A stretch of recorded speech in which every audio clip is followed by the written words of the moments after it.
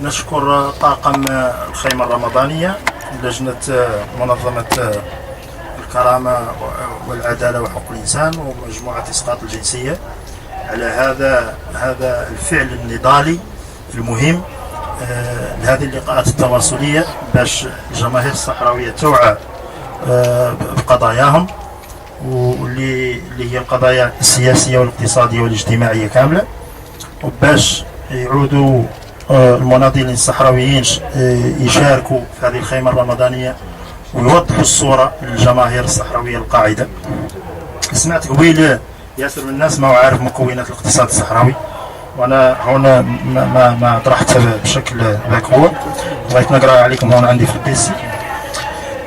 مكونات الاقتصاد الصحراوي: منطقة الصحراء الغربية غنية بمواردها الطبيعية ويتنوع غنى الموارد هذا، فمن سواحل غنية بأنواع الأسماك إلى أرض تختزن في باطنها معادن الفوسفات والنفط، ومن غطاء نباتي متنوع إلى ثروة حيوانية قوامها الإبل، وللفلاحة أيضا دور مهم، والسباخ غنية بالصخور الملحية والرمال، تتوفر على مصادر هامة من الطاقة المتجددة من الشمس والرياح، وغنية أيضا بفرشة مائية مهمة، وللسياحة مكانة هامة في هذه المنطقة لما توفره من رمال ذهبية وشواطئ أطلسية، كما أن تجارة المنطقة التي كانت تعتمد على القوافل تطورت بعد مرور الزمن إلى أسواق وموانئ. هذا باختصار اللي نتعرضوا لهم في هذا العرض اللي هو اللي نبداو اتفاقية نخلوها إلى المحور الثاني إن شاء الله. هذا العرض نبداوه بهذه أهداف اللجنة، لأنه العرض طويل لا نختصروا عليها شوي، ومسألة الصحراء الغربية تكلموا عليها هم الإخوة كاملين في الندوات الماضية. اللي نبداو قسمنا هذا العرض على ثلاث محاور. المحور الأول هو الثروات الباطنية اللي ما يستنزف في المغرب مازال داخل الأرض، والثروات المستنزفة، والثروات اللي هي ما توفى كيف السياحة وكيف الطاقة الشمسية وكيف الطاقة الهوائية الريحية، هي ما تستنزف ما توفى، هي غير مولي تضخ أموال طائلة في الدولة المغربية. هذا هو المحور، محاور ثلاث. المحور الأول الثروات الباطنية. في السنوات الأخيرة شهدت وتيرة متسارعة في عمليات البحث والتنقيب عن الثروات الباطنية في الصحراء الغربية جنبا إلى جنب مع الاستغلال المفرط للثروات المتاحة حاليا، وخاصة في قطاع الفوسفات والثروة السمكية ومواد البناء والرمال. ومن البداهة التذكير هنا بصعوبة الحصول على معلومات تفصيلية حول أنشطة الاستكشاف واستخراج الثروات الطبيعية نتيجة للعزلة التي يفرضها المغرب على الأراضي الصحراوية من جهة، ومن جهة أخرى تكتمه على عمليات النهب التي يمارسها. وقد أثبتت، هذا خاصكم تردوا البال شوي، وقد أثبتت مجموعة من الدراسات: أولا وجود مناجم الحديد ما يقارب احتياطها 4.6 مليار طن، تتراوح فيها نسبة الفلز في الخام ما بين 38 إلى 65%، وهي ذات قيمة اقتصادية فضلا عن النسبة المنخفضة من الشوائب غير المعدنية الموجودة.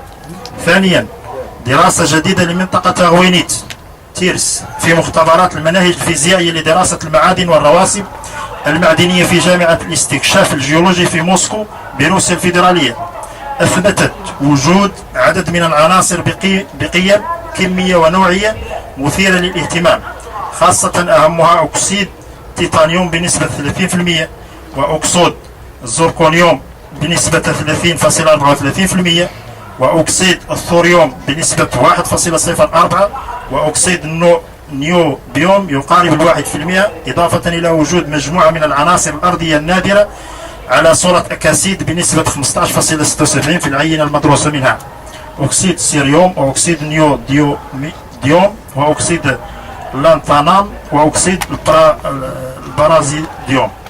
وهذه الأكاسيد كاملة تستعمل لا في الطاقة، الطاقة هذه يستعملها للدول المتقدمة. هذا ضريك الأنواع كاملة من الأكاسيد تستعملها لهذه الدول الثمانية العظمى في الصناعات الثقيلة كيف الصناعات الحربية وصناعة الطائرات. هذا العالم الثالث هذه الأكاسيد، وهذا الشيء هذا ما يشريه كاع، هذا يستعملوه الدول العظمى، وهذا مهم يبين عن غنى ثروات الصحراء الغربية. ثالثا وجود رواسب معتبرة من خامات النحاس في منطقتي آدرا السطف والساقية الحمراء، وتراكيب صخرية تحتوي على الذهب في منطقة واد الذهب، وكذلك بالحدود الجنوبية المتاخمة لمنطقة أغوينيت. رابعا وجود مناجم أخرى لم يحدد بعد حجم احتياطها ولا قيمتها التجارية من اليورانيوم والقصدير والمنجنيز والتنجستين والكروم والمغنيسيوم والزرقون إلى آخره. الأحجار الكريمة وأحجار الزينة، كميات كبيرة من الزمرد والياقوت بكل أنواعه، وحجر البنفش والملاكيت واللازوريت، وأشكال مختلفة من الكوارتز، واحتياط هام من الأثمد أنتيمونيوم في المسيد لكحل قرب العيون. وقد استخدمت هذه الموارد منذ القدم في التجميل والزينة والتقليدية الصحراوية، كما تستعمل في أغراض الديكور وتجميل المكان. هذه بالنسبة للمعادن اللي نزلت في باطن الأرض، لا الاستكشاف الدراسات تقول عنها خارجة. هنا موارد الطاقة. تزخر أراضي الصحراء الغربية باحتياطات واعدة من النفط والغاز والفحم الحجري، وهو ما دفع منذ الستينات من القرن الماضي بالعديد من الشركات الأجنبية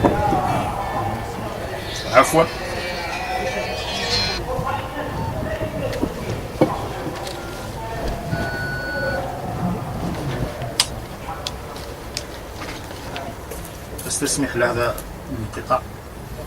قلت موارد الطاقة في الصحراء الغربية. تزخر أراضي الصحراء الغربية باحتياطات واعدة من النفط والغاز والفحم الحجري، وهو ما دفع منذ الستينات من القرن الماضي بالعديد من الشركات الأجنبية إلى البحث والتنقيب والكشف الاستشعاري في عدة مناطق. لكن ظروف عدم الاستقرار في المنطقة دفعت هذه الشركات إلى كتم نتائج استكشافاتها في انتظار فرص أفضل تمنح الأمن والسلام للاستثمار في الصحراء الغربية. وتؤكد الدراسات والبحوث الجيولوجية الموجودة في أراضي الصحراء الغربية أن الصحراء الغربية تتربع على 3 أحواض رسوبية، منها حوضان ساحليان، حوض العيون الطرفاية والحوض الموريتاني السنغالي، وحوض داخلي هو حوض تندوف. كلها تمتلك مواصفات وتركيبات جيولوجية تسمح بوضعها في مصاف الأحواض البترولية. ويفسر الاهتمام المتزايد من قبل الشركات الأجنبية على أن هذه العمليات المتكررة للبحث عن النفط في المياه الإقليمية من الصحراء الغربية دليل قاطع على أن هذه الشواطئ تحتوي على حقول هامة من الذهب الأسود، ناهيك عن اكتشاف الغاز الطبيعي بكميات تجارية بأوديات مركبة، واحتياط كبير من البيوتومين في حوضي العيون وتندوف. ولعل أكبر دليل على احتواء المياه الصحراوية على إمكانيات بترولية واعدة هي عودة الشركات النفطية الدولية في نهاية القرن الماضي مثل انتربرايز اويل وإيسيسو وغيرها إلى نشاطها في القسم الشمالي من حوض العيون الطرفية.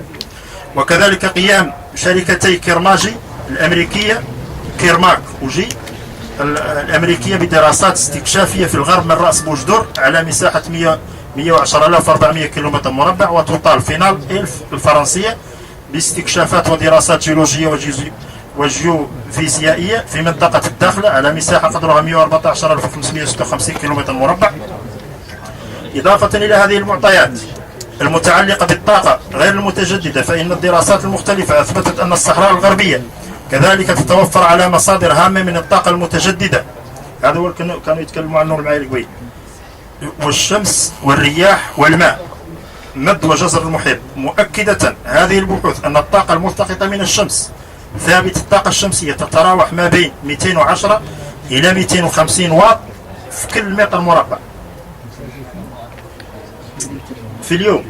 هذه تنتج لنا كل متر مربع إذا درناها في الصحراء تنتج لنا 210 إلى 250 واط في كل متر مربع، وهي كمية كافية لتوظيف هذا المورد في إنتاج طاقة كهربائية في تلك المناطق النائية من الوطن. أما فيما يتعلق بالطاقة المستمدة من الرياح فإن حظوظها أكبر، بحيث أن كل شاطئ الصحراوي يقع في تيار الأزور الذي تهب منه الرياح تتراوح سرعتها ما بين 3.6 إلى 11 متر في الثانية، مع العلم أن المعدل المطلوب لتحريك الآلات الخاصة بتوليد الطاقة الكهربائية من هذا المورد يجب أن لا يقل عن 3 متر في الثانية.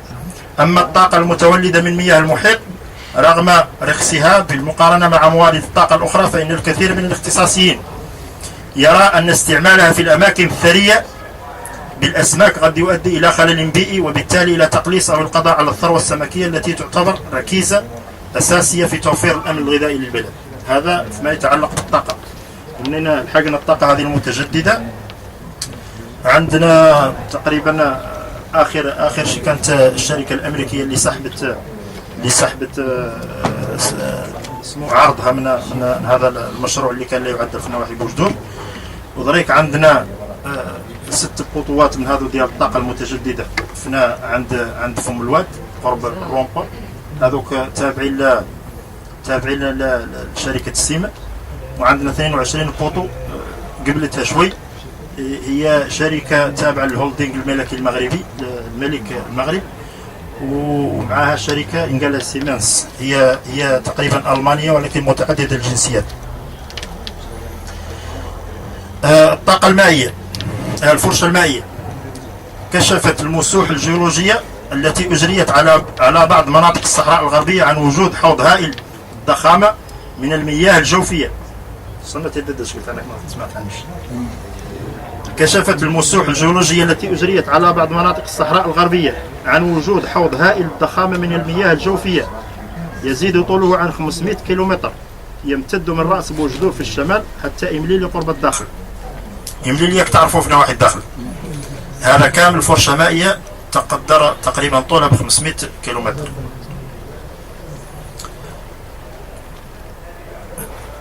ويمتد الساحل الصحراوي على مسافة 1200 كيلومتر على محاذاة الأطلسي، وهو وعر وفيه شواطئ صخرية وكذلك العديد من المرافق الواسعة، وتسمى في المنطقة التي تلامس الساحل بالسويحل. تردد الملاحون الأجانب على الساحل الصحراوي منذ القرن الخامس عشر، إذ يمتد هذا الساحل من القويرة في أقصى الجنوب إلى الشمال حتى خط عرض 40.27. هذا المحيط حتى هو يستعمل في الماء في التصفية، يعطي مولي ياسر بالماء الصالح للشرب منين يصفى. ذلك لا نمشوا فين من طاقة من الثروات اللي ما هي مستنزفة. ذلك لا ندخلوا في الطاقة المستنزفة التي يستنزفها المغرب. أول هذه الثروات هو الفوسفات. لا نعطوا عنه نبذة شوي تاريخية. اكتشف الفوسفات في الصحراء الغربية في العام 1945 من قبل الجيولوجي الإسباني مانويل آليا ميدينا، إلا أن الاستغلال الصناعي لم يبدأ إلا في نهاية الستينات. هذا المنجم يحتوي على أكثر من 9% من الاحتياط العالمي للفوسفات، وحوالي 15% من احتياط القارة الإفريقية. يعتبر منجم بوكرا أكبر منجم في الفوسفات في العالم، ويضع الصحراء الغربية في الترتيب الثالث بعد المغرب والولايات المتحدة الأمريكية. يوجد بالصحراء الغربية أطول حزام ناقل للفوسفات في العالم، انطلاقا من منجم بوكرا وصولا إلى ميناء العيون لمسافة 100 كيلومتر. ولهذا الغرض واستغلال لهذه المناجم بني ميناء مجهز بأحدث التقنيات لاستقبال الفوسفات وتصديره، وشيدت مصانع يتعرض فيها المعدن لعملية تهشيم وطحن وغربلة، ومعامل لتحلية ماء البحر، ومعمل خاص بإزالة ملوحة المعدن، ومصانع لتكرير الفوسفات. إنتاج بوكرا من هذه الأيام يعادل 25% من الناتج العام المغربي. كيف تعرفوا الدولة المغربية حتى هي عندها مناجم للفوسفات، يوسفية، آسفي، جرف الأصفر، خريب، كاع. ولكن أكبر منجم رانا يجي الصورة ديالو درك رانا نشرحوه. أكبر منجم في العالم هو منجم بوكرا.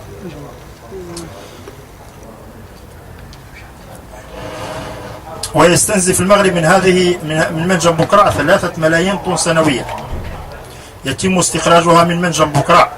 وعلى الرغم من أن المصادر المغربية تقدر احتياط منطقة بوكرا بحوالي 2 طن فقط، فإن مصادر أخرى ترى أن الاحتياط يصل إلى 10 مليارات طن، وتمتد مناجمه على مساحة تقدر ب 800 كيلومتر، وتتراوح نسبة نقاوته بين 72 و 75%.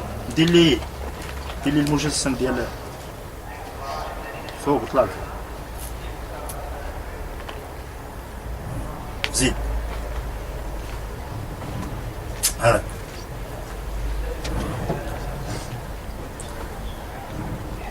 لا الثاني. لا فوق فوق. هذا هو. هذا المجسم هو ديال منجم بكرة، وراه مقسم الأ وبي والسي والدي. هذيك المناطق الصفراء كاملة مزالت فوسفات، وهذيك المنطقة